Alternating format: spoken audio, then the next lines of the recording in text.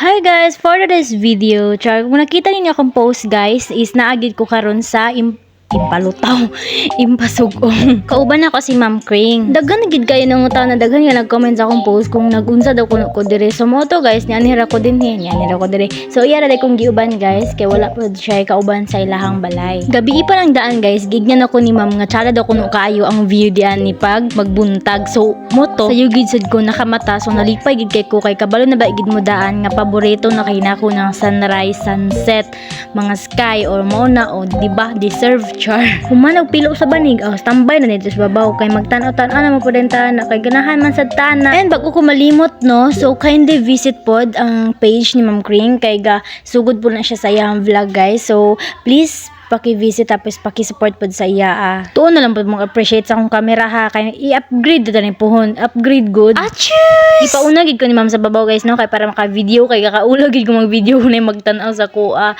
Kay yun no, akong camera kakaulaw ko pero sige laban sa kinabuhi. Gapamahaw na po dahil miyana ni Ma'am guys no, muna siya nakunan ako sa babaw. And happy birthday dahil kay Ate Pebe diha guys no. Happy birthday ate, enjoy your day. So wala gid ko din ha, char. Wala makadugong sa inyong kaon. Padayunan na akong vlog unya guys no, so hulat-hulati lang ninyo. Salamat sa pagtanaw, balik-balik ta ninyo. God bless you all. Bye-bye.